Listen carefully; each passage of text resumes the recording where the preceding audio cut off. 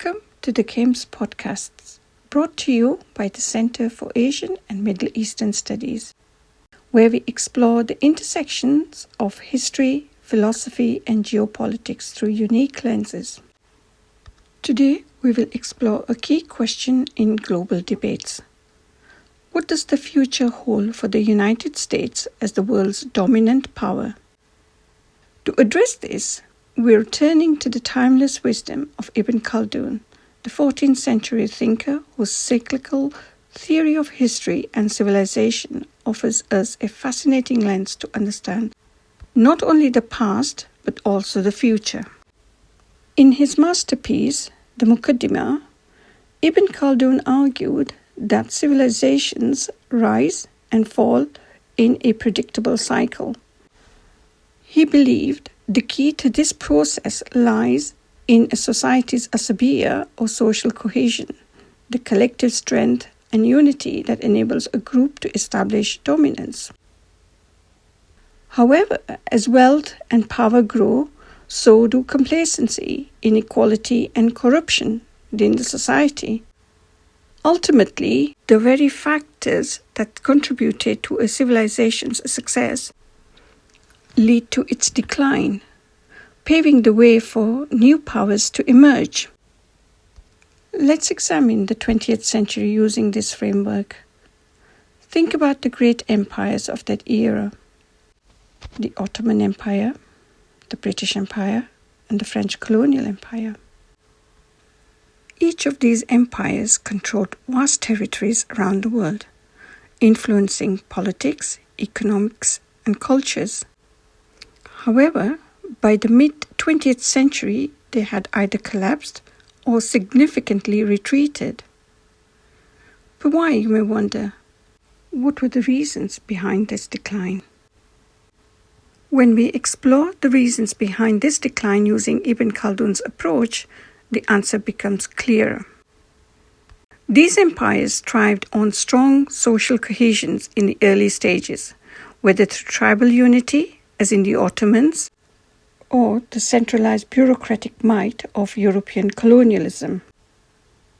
But over time, the cost of maintaining vast territories, the growing resistance of colonized peoples, and the internal divisions undermined their cohesion. As corruption, extravagance, and economic stagnation set in, new powers like the United States rose to fill the void. So where does this leave us today? The United States emerged as the dominant global power in the aftermath of World War II, asserting its influence economically, politically, and militarily. Its asabiyyah was rooted in a shared sense of purpose: to win the Cold War, to expand free market capitalism, and to uphold and promote democratic ideals.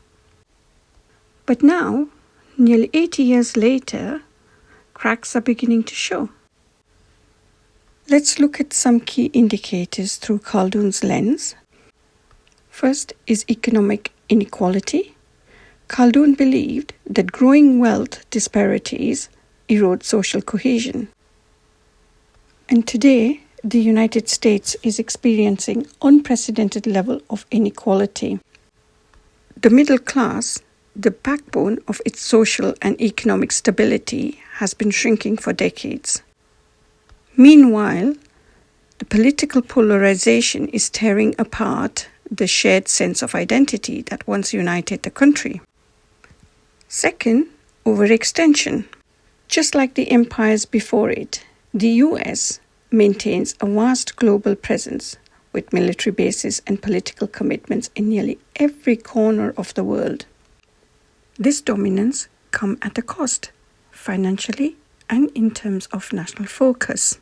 Khaldun warned empires often collapse under the weight of their own ambitions. Is the US overcommitted in an increasingly multipolar world? And finally, cultural complacency. Khaldun argued that civilizations in decline often become consumed by overindulgence and lose the innovative spirit that propelled them to power. Could this explain why the US has faced challenges in adapting to new global realities, such as China's rise or the technological race in AI? Of course, this isn't to say the US is doomed to fall anytime soon. Ibn Khaldun didn't see decline as inevitable, just cyclical. The key to breaking the cycle lies in rediscovering and renewing asabiyyah.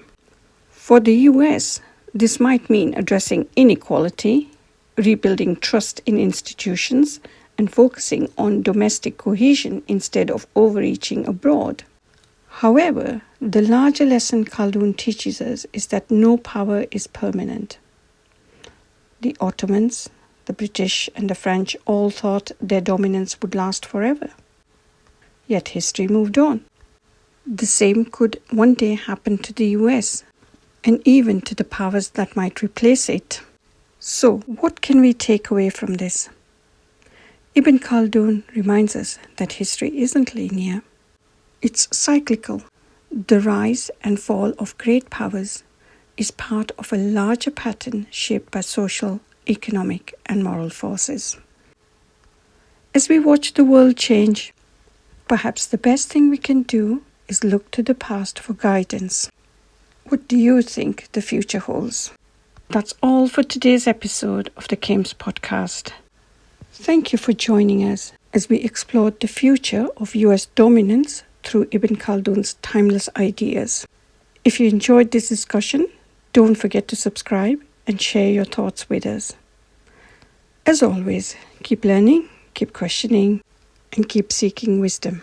Until next time from the KAMES podcast, stay curious, stay safe, and take care.